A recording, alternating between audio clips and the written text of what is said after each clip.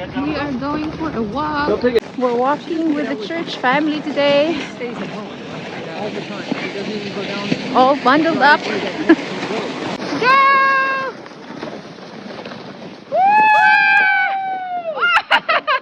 Down!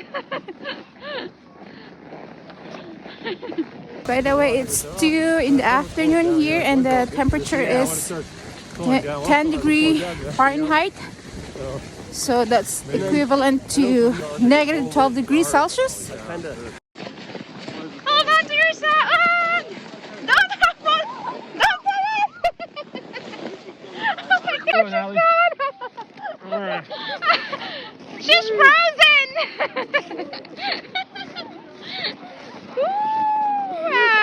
Wow! Perfect!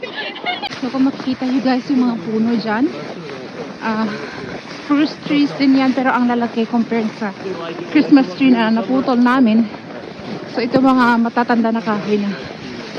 Alright, downhill!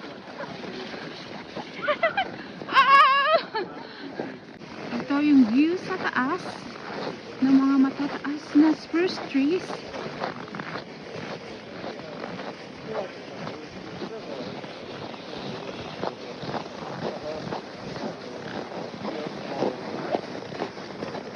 I'll find a big tree for you guys to compare with the Christmas tree that we got 2 days ago.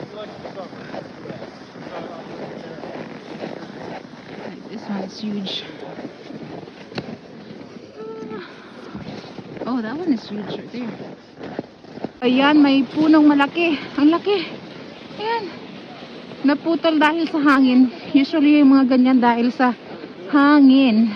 So yung trail pala na to is malapit lang dito sa school at pwede ditong maglakad paggabi kasi may lights dito na nilagay para recreation during winter.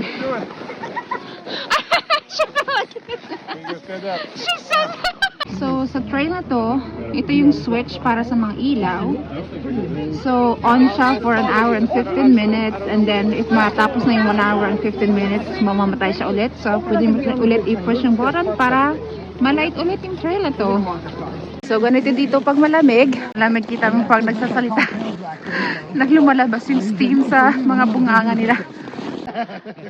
Come on! Right? You're like, oh, there's that wisdom of other people we were talking about. Cuckoo! To you.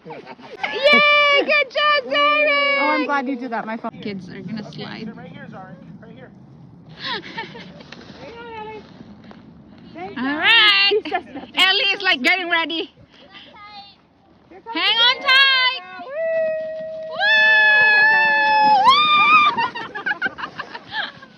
Almost got me! Ito yung nangyayari dito sa buhok pag malamig. Naga-ice.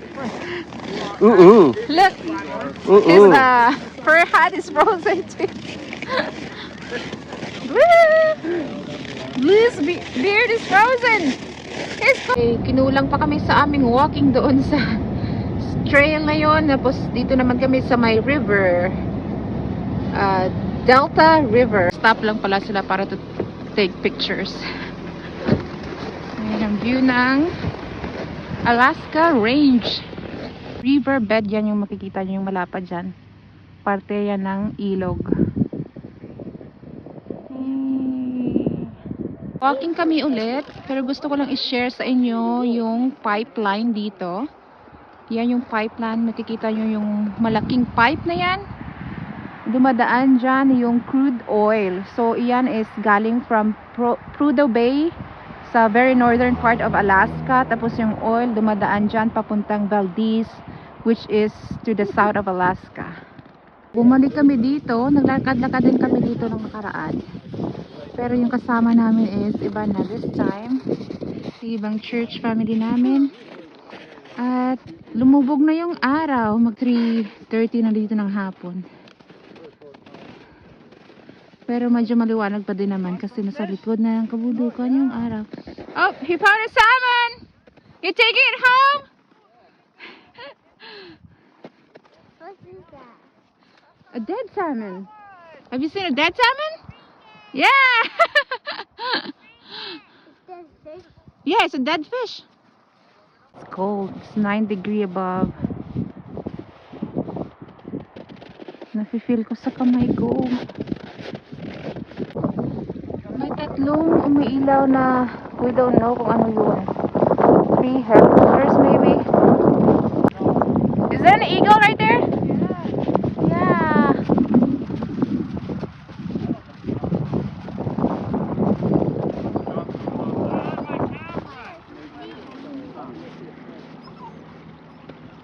Woo! Pala yung umiilaw dun kanina sa malayo.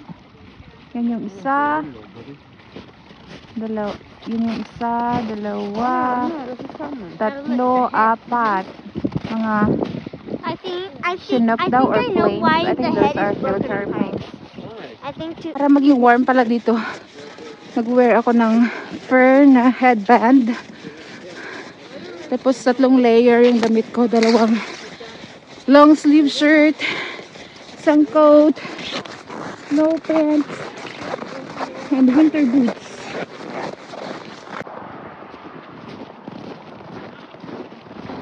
Bye guys. See you ulit sa next walking vlog. Hinihingal ako.